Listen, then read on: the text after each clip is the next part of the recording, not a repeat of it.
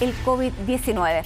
Y hablando de COVID-19, aquí en nuestro país, la variante Omicron está teniendo una curva ascendente, casi 30.000 casos, 29.844 fue el reporte de hoy, una positividad que ya está alcanzando el casi 24%, y nosotros vamos a conversar sobre esta etapa de la pandemia con la doctora Claudia Saavedra, vocera de la Sociedad de Microbiología de Chile y además académica de la Universidad Andrés Bello. Doctora, me pongo inmediatamente la mascarilla. ¿Cómo está? Muy buenas noches.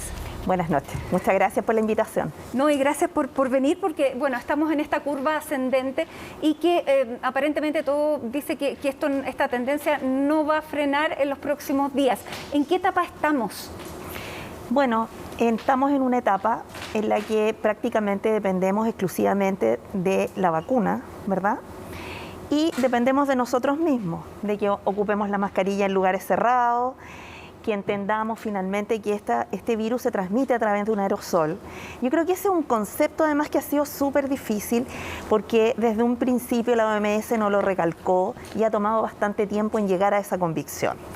Y creo que Omicron en particular, esta variante, se destaca precisamente por eso. Es una de las variantes más transmisibles descritas a la fecha, más que Delta. Se habla de 4 veces más que Delta, y por lo tanto la evidencia científica ahora ya es implacable. En todo el mundo ha habido, ¿no es cierto?, reporte, y por lo tanto eso es una realidad que nos derrota, que la mascarilla va a ser una bendición. No obstante, hay que considerar que los mensajes de la autoridad, ¿no es cierto?, de la gobernanza de la pandemia en nuestro país, han sido siempre mensajes que no han sido lo suficientemente claros, y por lo tanto además hemos perdido el sentido del riesgo. Entonces actualmente estamos de vacaciones, con un verano en la mitad de las vacaciones prácticamente, ¿no es cierto?, a puertas de que llegue marzo y comience la vida laboral y escolar. Y mientras eso sea, ¿verdad?, nos sentimos relajados, no hay un sentido del riesgo, y yo creo que vamos en ascenso efectivamente. No es tan distinto a lo que ha ocurrido en otros países desde ese punto de vista, y como siempre hemos tenido la oportunidad de ver el futuro en tiempo real, ¿verdad? Hemos visto Europa, hemos visto Estados Unidos, y por lo tanto sabemos lo que puede pasar frente a lo que nos íbamos a enfrentar. Ahora, hay un tema que también es cierto que no tiene la gravedad que han tenido las cepas anteriores, las variantes anteriores, y eso también hace que la gente se haya relajado un poco más, ¿no es verdad? Sí, efectivamente, pareciera ser que además ese mensaje muy al inicio ha hecho que en realidad se llegó incluso a decir que esto era se utilizó 2 palabras, la gripalización, y que era un simple resfriado. No. Y lamentablemente la evidencia científica muestra que no es un simple resfriado, que hay secuelas, y el día de hoy hay en Chile 152 niños menores de 5 años hospitalizados, y hay alrededor de 100 o 102 niños que están entre 5 y 17 años también hospitalizados, y no habíamos visto eso con las otras variantes. ¿Y niños vacunados? Esa información no la tengo. Sé que son niños, pero no sé si están vacunados. Yo creo que no deben estar vacunados. Ahora, doctora, mirando también, porque usted lo decía, podemos ver lo que nos va a pasar en el futuro mirando lo que ha ocurrido, lo que está ocurriendo en el hemisferio norte, ¿no es verdad? Ahí lo que ha ocurrido es que a la 6ª, 8ª semana, la curva no lo sabemos por qué, porque tampoco he encontrado explicaciones en esos países, comienza a bajar en la misma y a la misma velocidad en la que subió. ¿Pudiéramos esperar ese mismo comportamiento y empezar a contar las semanas? Yo creo que hacer en este minuto predicciones es sumamente peligroso. Y tal vez la única persona en Chile que se puede permitir ese lujo es el doctor Mauricio Canals, porque cada vez que él ha hecho predicciones se ha equivocado, pero ha acertado en otras. Y en lo que acertó el doctor Canals es que íbamos por lo menos a alcanzar en un futuro cercano las 40.000 casos, al menos al 10 de febrero. Así que vamos muy encaminados, como quien dice, estamos haciendo muy bien el trabajo de contagiarnos y de aumentar el contagio en nuestro país. ¿Por qué en los países donde se llega a ese pic después se baja tan rápido? ¿Cuál es la explicación? ¿Cuál es el comportamiento que tiene el virus? O sea, evidentemente lo que mencionabas tú antes, en el hecho de que no se agrave, ¿cierto? Aumenta y después pasas ese pequeño o leve resfriado, pero eso en las personas que cumplen un requisito, son personas que están vacunadas, que tienen el refuerzo, que no tienen una enfermedad de base. Hay que considerar además que nuestro país no es equivalente. Nosotros tenemos un porcentaje elevado de obesidad, hipertensión, ¿no es cierto? Hay antecedentes de tabaquismo bastante altos.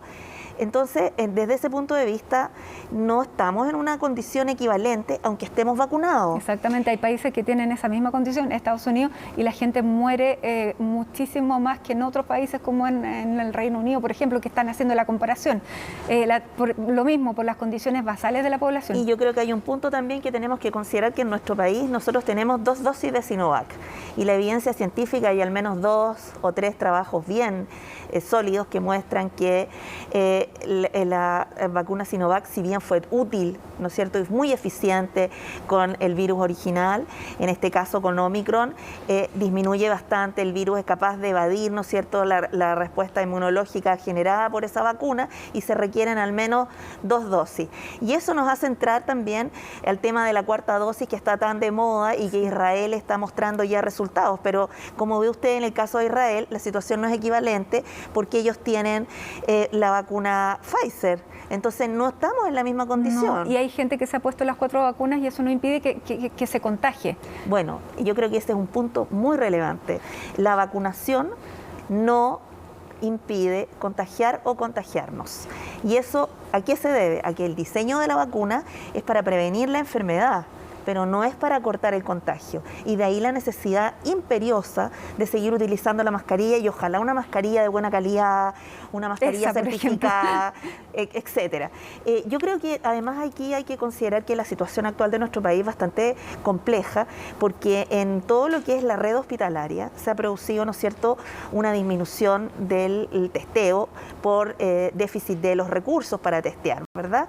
Y no solo eso, sino que han empezado a disminuir también los test de antígenos, que son los test rápidos, que de alguna manera permitían también sostener un poco este nivel de detección de los positivos.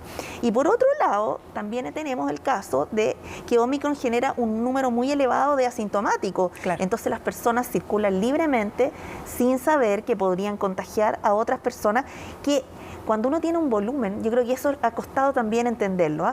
Si tenemos un volumen de personas muy alto, muy grande, contagiadas, tenemos mucha probabilidad de que los más débiles salgan más perjudicados. Y lo que está claro es que Omicron, si es una epidemia o es una pandemia, no es un resfriado común, y por lo tanto va a afectar a esas personas débiles, las puede llevar a la UTI. Yo creo que es súper bueno. Yo traje un gráfico que podíamos mostrar donde se ve cómo vamos o la ocupación de las camas Lo UTI. vamos a mostrar. Y por otro lado está también el grafiquito que muestra que nosotros, a pesar de que tenemos una gran capacidad de testeo que fuimos capaces de montar entre las universidades y los sistemas públicos de manera muy eficiente, no estábamos preparados para esta demanda tan elevada que ha generado la infección por Omicron. Doctora, ¿y los antígenos frente a esta variante son confiables? Porque uno tiene que además están también los que se compran en la farmacia. Por ejemplo, un positivo en un antígeno, ¿es muy difícil que dé un falso positivo?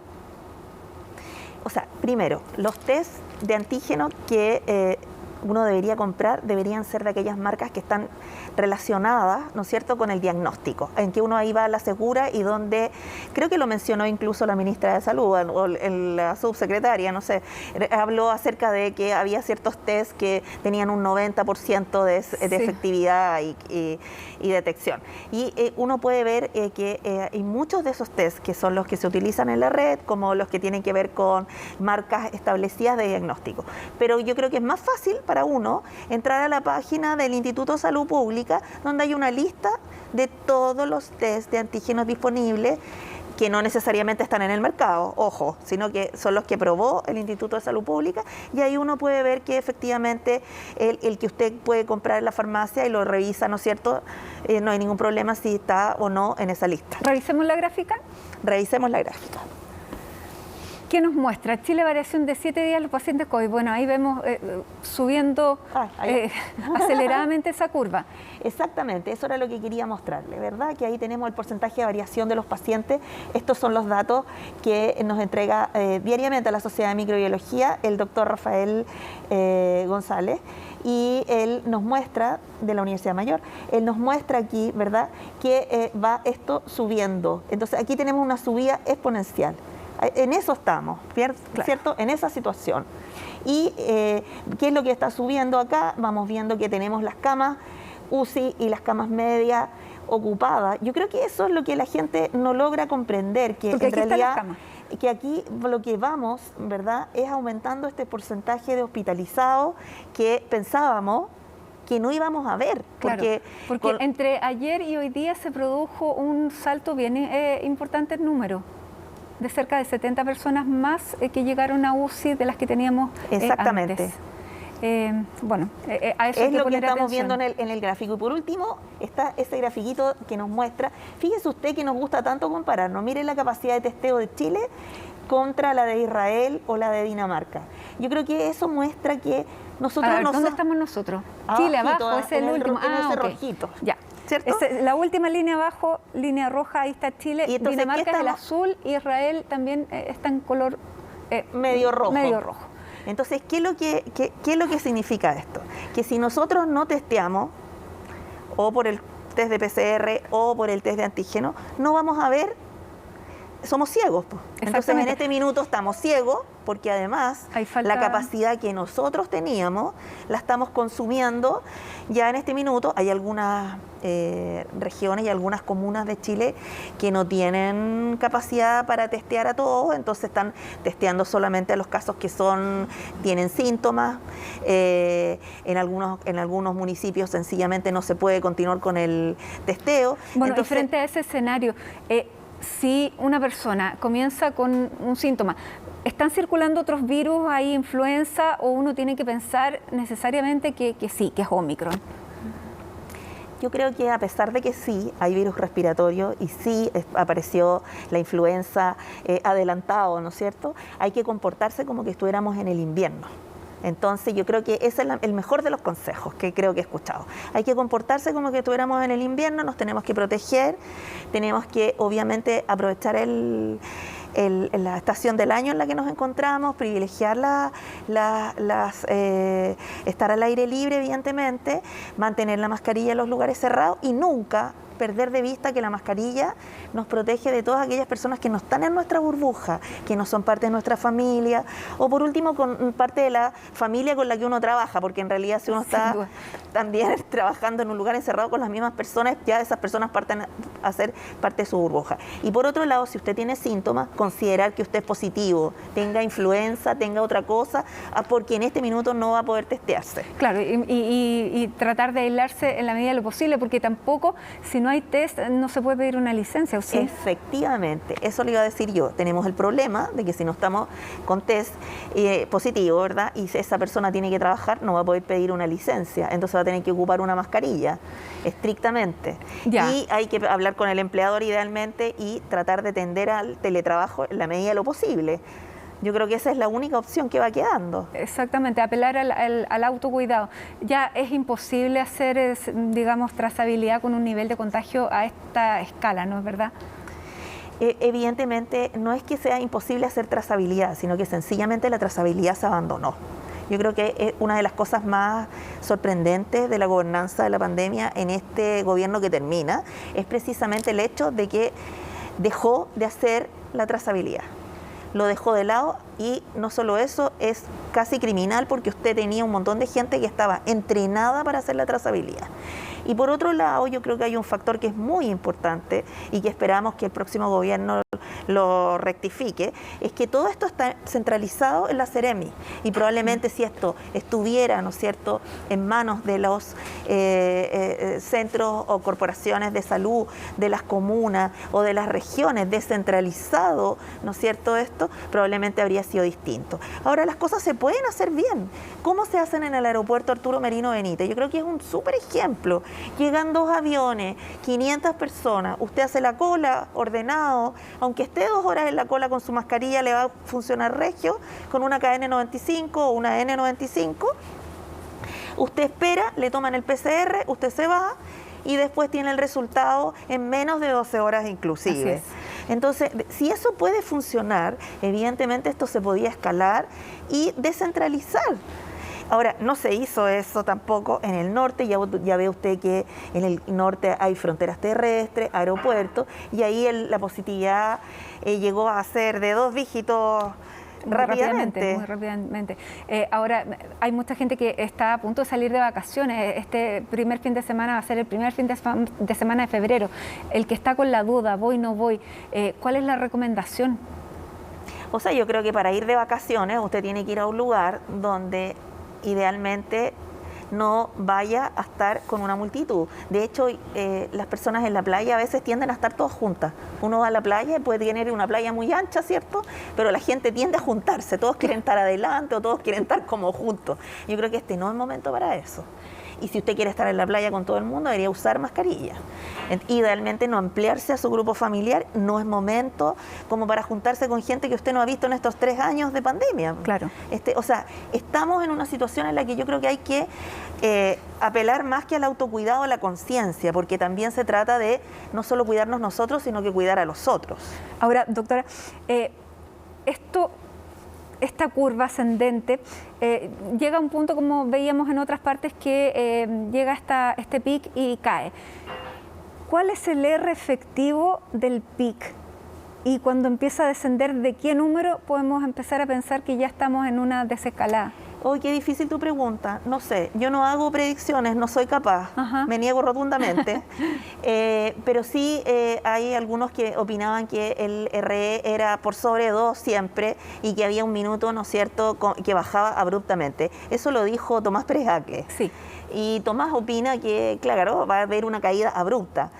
Sin embargo, si uno mira, por ejemplo, los análisis del Dr. Canals, no están en la misma línea. Él piensa que esta bajada va a ser mucho más lenta, que nos vamos a demorar mucho más y que no va a ser tal cual ocurre en los Estados Unidos o en Europa, porque yo creo que aquí va a influir de alguna manera en la vacunación. Hay 12 millones y medio de personas vacunadas, claro, y probablemente con el refuerzo, y eso yo creo que de alguna manera los va a proteger y por lo tanto la situación va a ser totalmente distinta. Con una vacuna como la Sinovac, porque Chile va a empezar a producir aquí en nuestro territorio Sinovac, no va a ser la misma, ¿no? No, se habla de que va a haber una vacuna mejorada. Y esa vacuna mejorada incluso se habló de que iba a venir junto con la de la influenza, lo que nos ahorraría, ¿no es cierto?, ir a vacunar, una vacunación, digamos. Bueno, también se está ensayando una vacuna nasal, bueno, pero también no todavía. También se habló de una vacuna nasal y se está tratando de mejorar el desarrollo de esa vacuna nasal, efectivamente. Yo creo que tiene que ver también con como el Omicron tiene mucha afinidad por la vía aérea superior, era muy apropiado también tener una vacuna nasal y más accesible, pero hasta ahora no hemos visto ninguna prueba. No conocemos aquí las vacunas nasales. No, todavía no hay ninguna prueba tampoco clínica de eso, o sea, no hay ninguna luz al respecto. Prefiero el pinchazo a la segura y a la antigua. Bueno, estamos acostumbrados. Yo creo que ese es el mayor, esa es la mayor, ¿cómo se dice?, valor patrimonio de los chilenos, cultural que tenemos, es nuestra capacidad de vacunarnos. Sin embargo, usted lo mostraba, yo creo que como el caso de Canadá o el caso de Francia, se han discutido un tema que en el futuro yo creo que va a llegar a Chile, y es el aspecto filosófico, lo cual a mí me hace pensar que es muy apropiado en este minuto que tengamos una subsecretaria nueva de ciencia del área de las ciencias sociales como la doctora Carolina Gainza. Yo creo que en ese sentido las ciencias sociales han sido un gran efecto también en esta pandemia, porque es multifactorial y no consideramos el comportamiento de las personas. Probablemente eso va a ser una gran influencia. Están muy cansadas, doctora. Sí, estamos todos aburridos, pues. Sí, esa es la palabra. Esa es no la estamos palabra. cansadas, estamos aburridos. Estamos aburridos. Pero esto no ha terminado, ese es el problema. Y no ha terminado, no es un simple resfriado, hay secuelas, no habíamos visto niños hospitalizados. Y tampoco no da lo mismo, no le da igual a una persona que tiene las mismas características de otra. Hay personas que les ha dado muy fuerte y que son personas sanas y vacunadas. Bueno, pero es que tiene que ver, usted sabe, esto es como el sistema inmune es propio de cada organismo. Entonces tendemos a pensar que el sistema inmune suyo es equivalente al mío, al del otro, y no es así. Entonces hay una serie de factores que influyen en cómo ese sistema inmune se va a comportar y cómo el organismo. Además, yo creo que también hay que pensar que la enfermedad del COVID no es una enfermedad solamente de como un resfriado que usted se enferma y se obstruye los pulmones o las vías aéreas superior. Usted tiene problemas de articulaciones, puede tener problemas de los riñones, tiene problemas gástricos. O sea, ¿por qué ocurre eso? Porque el virus es capaz de entrar a todas las células de manera... ¿En las articulaciones también? Claro, mucha gente tiene problemas articulares. ¿Pero posteriores o como síntomas de COVID? Puede ser como síntomas o posteriores. Bueno, o sea, una enfermedad desde el punto de vista sistémico, sí, claro. a eso me refiero, no es un resfriado común y corriente. Por cierto, no, claro, secuelas no neurológicas, yo creo que eso es súper importante, problemas de coagulación. O sea, aquí nunca hablamos de lo que viene, hablamos del presente. Se me quitó, lo tuvo, lo tiene, mi hija lo tuvo. Por ejemplo, yo creo que no hay ninguna persona que tenga hijo adolescente que pueda decir que su hijo no lo tuvo. Claro. Porque los chicos adolescentes se relajaron y se quieren. Entonces, de ahí la necesidad imperiosa también de tener una vacunación más efectiva con los adolescentes y con los niños. Que se pensaba que eran... Usted no sé si ha vivido en un edificio de departamento, pero las personas se suben al ascensor, con los niños no les ponen la mascarilla, porque a ellos no les pasa nada, pero a nosotros sí. Entonces era como un contrasentido. Y yo creo que ahora es más importante que nunca subir un ascensor con mascarilla. Y los niños también, porque los niños se enferman. Doctora, ya estamos viendo un Omicron 2. Yo le quiero preguntar, viendo el comportamiento también de los virus, un Omicron 2 quiere decir que va a seguir la línea de que va a ser todavía más contagioso, pero que probablemente no sea tan dañino, ¿o no sabemos? O sea, hasta ahora hemos visto que este virus nos puede sorprender, primero. En segundo lugar... ¿Pero sigue el comportamiento de todos los virus o no? Todos los virus se comportan igual, es decir, ingresan al hospedero, al hotel, que en este caso seríamos nosotros, y ahí el virus se quiere adaptar, se quiere acomodar mejor, quiere generar nuevos virus rápidamente y replicarse más rápidamente. Ahora, incluso han producido medicamentos que ya se sabe que están funcionando y que se están utilizando en personas que están hospitalizadas, pero esos medicamentos aún no son masivos y son sumamente caros. Entonces, en este minuto, digamos... ¿Contamos con esos medicamentos nosotros? Yo creo que contamos con esos medicamentos probablemente, pero no son accesibles a toda la población porque son sumamente caros. ¿Y se compran igualmente como las vacunas? No es que un particular lo compre, sino que lo compre el Estado. No, claro, esos son inaccesibles. Ajá. Y hay ¿cómo se llama? Evidentemente en este minuto la necesidad de que ojalá el valor de las vacunas, el valor de los medicamentos estos como los antivirales que tiene Pfizer y Merck, evidentemente lleguen a la población, pues eso sería el ideal, pero el costo es una limitante de las grandes masas. Se anuncia que va a llegar, que ya fue aprobada la vacuna Moderna. ¿Es confiable, segura, tal como hemos conocido con la Pfizer? Es que yo creo que la vacuna Moderna y la vacuna Pfizer realmente son de la misma plataforma, funcionan equivalentes, y yo creo que no hay que poner en duda el hecho que haya sido aprobada porque una gran cantidad de personas han sido inoculadas con Moderna. Yo tengo Moderna como refuerzo. Bueno, y podemos tender a pensar que este virus va a ir... Bueno, usted me decía que tampoco se puede... hacer un pronóstico de cómo va a llegar a ser, pero pudiéramos tener esa esperanza de que va a ser tal vez más contagioso, pero que lentamente va a ser menos agresivo. Eso es lo que esperamos realmente, pero yo creo que hay que esperar. No nos adelantemos, yo creo que es malo además establecer esa discusión antes de tiempo porque seguimos alimentando,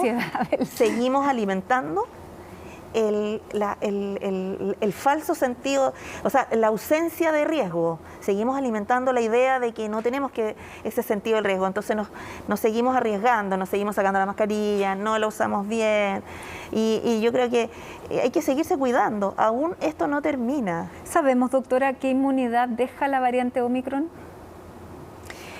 Los estudios muestran, hasta ahora la evidencia mostraba que si usted tenía, en un estudio conjunto que se realizó entre Estados Unidos y la República Dominicana, se analizó si usted tenía 2 dosis de Pfizer, se comparó con el refuerzo, una Pfizer, y se comparó con la infección previa. Y en ese caso, evidentemente, sí era mucho mejor la respuesta. Había una mejor protección de esa dosis de refuerzo. Y en el caso, de ahí vienen los datos también de Coronavac, donde se vio que 2 dosis de Coronavac no eran suficientes, ¿verdad? Y que con una dosis de refuerzo de la plataforma RNA, que era necesaria cuando uno tenía Sinovac, claro, podía adquirir inmunidad para defenderse de Sinovac, pero que era mucho mejor y se requería la 4ª dosis, a raíz de la consulta que usted me hace. Exactamente. Bueno, vamos a tener que esperar cómo se comportan las próximas semanas para ver efectivamente si vamos a tener esta curva, pero lo que yo iba, como hay tanta gente contagiada, y se viene esta 4ª dosis, ¿uno tendría que esperar a partir del contagio o a partir de la vacuna, la última vacuna que se puso? No, de la última vacuna. Ya, o sea, no tengo que confiar en la inmunidad que me dio la Omicron. Yo creo que no, hasta ahora no hay evidencia que así tenga que ser. Hay que seguir el esquema de vacunación tal cual sea definido. Marzo, se nos viene marzo, bueno, estamos recién en febrero. Pero... Yo creo que marzo es un súper tema. Sí. Marzo es un tema porque yo trabajo en la universidad. Estamos todos preocupados qué va a pasar cuando uno entra a las clases presenciales. Sí. Y yo creo que lo que preocupa más a las personas también es mandar a los hijos al colegio.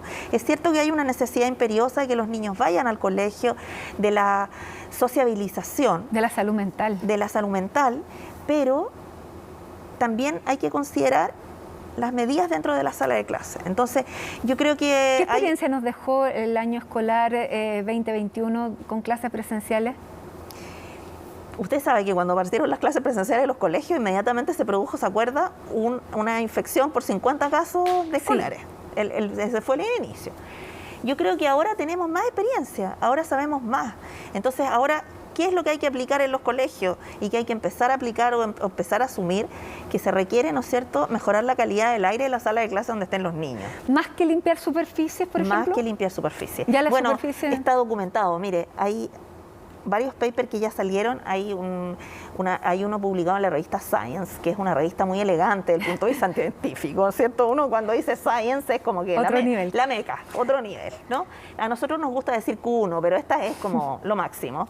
Y cuando uno tiene una revista como esa y sale un artículo que muestra que los virus respiratorios se transmiten por el aire, ahí uno tiene que entender la necesidad de esa calidad del aire en la sala. Hay un proyecto piloto en la Municipalidad de Renca súper interesante, donde una de las empresas, en conjunto con un investigador que trabaja en aerosoles de la Pontificia Universidad Católica, el doctor Brevi, lo lidera, donde hay un equipo instalado en las salas de clases de los niños que mide las variables ambientales de humedad, porque ya no es solo el aire, sino que si la humedad cambia, si la temperatura cambia, evidentemente el virus va a quedar suspendido en el aire más tiempo. Hay unas maquinitas que miden el CO2. ¿Son efectivas? Exactamente. El nivel de CO2, ¿qué es lo que mide? Mide la calidad del aire, cuán gastado está el aire. Por lo tanto, es una medida indirecta de que nos podríamos contagiar más cuando nosotros tenemos un nivel de CO2 más alto. En cambio, si usted abre la ventana, ese nivel de CO2 baja. Si usted tiene un filtro o filtra el aire, ¿verdad?, lo que va a ocurrir ahí es que usted va a tener una mejor calidad de aire, más limpio, por decirlo de alguna manera. ¿Se ha visto poco esa maquinita? En los sensores de CO2, a mí me llama la atención que no estén en los malls, en las tiendas, en las oficinas, en los restaurantes cerrados, sí. Yo creo que es por el verano, pero pienso que aquí falla la política pública, pues. Nos quedamos con el conocimiento antiguo, o sea, con el conocimiento inicial del virus COVID. no lo fuimos, porque el tema fundamental, como usted dice, son los aerosoles. Y nos quedamos todavía el alcohol. Bueno, pero es que usted sabe que hay una razón económica. Es mucho más caro, ¿no es cierto?, limpiar el aire en un autobús, limpiar el aire del metro, el aire adentro de una oficina que está completamente cerrada, que no tiene las ventanas, qué sé yo. Eso es mucho más complejo. Si usted tiene un laboratorio de investigación, tiene que abrir la ventana. Nosotros nunca abríamos la ventana, ahora tenemos que abrir la ventana. O hay que tener un filtro de aire, ¿cierto? Entonces yo creo que eso tiene que cambiar. Definitivamente eso tiene que cambiar, no hay opción. Los alemanes trataron de, como buenos alemanes y súper aplicados, en algún minuto ellos decidieron en pleno invierno abrir las salas de clase, acuérdense, y los niños se congelaron. Así es. Pero ya hay ciertos accesos tecnológicos que permiten, ¿no es cierto?, de alguna manera evaluar eso. Yo creo que falta evidencia que relacione la calidad del aire con la salud de los niños, y yo creo que eso va a ser fundamental en el futuro. Bueno, vamos a ver qué es lo que ocurre en marzo. Doctora, tiene, bueno, veo, me imagino, tiene, por lo que me decía, tiene confianza en las nuevas autoridades, estando, no sé, la expresidenta del Colmed como ministra del Interior y siendo el equipo de salud también cercano a esa línea, a ese equipo. Absolutamente, y además que Cristóbal Cuadrado tiene una visión muy clara de lo que el país requería. Él había muchas veces expuesto, ¿no es cierto?, todos estos problemas y lo habíamos conversado. Él es una persona que ha hecho mucha difusión en el COVID, ha explicado claramente cómo es la enfermedad, así que no me cabe la menor duda que de todas maneras la gobernanza tiene que recuperarse. En este minuto no tenemos gobernanza. En este minuto estamos al autocuidado. Este plan paso a paso que tiene un nombre de cuídese solo, ¿no es cierto?, no es posible porque la política pública las tiene que realizar el Estado, no la pueden realizar los ciudadanos. No, si no hay trazabilidad, no hay seguimiento. Y una comunicación efectiva. Y una comunicación efectiva para perder el sentido del riesgo. Muy bien, doctora Claudia Saavedra. Lo digo de nuevo aquí, perdón, vocera. Para ganar sentido del riesgo, no perderlo. Exactamente, vocera de la Sociedad de Microbiología de Chile. Le queremos agradecer todo este tiempo, la explicación, porque el minuto de la pandemia sentíamos que lo ameritaba. Así que muchísimas gracias. Muchas gracias por la invitación.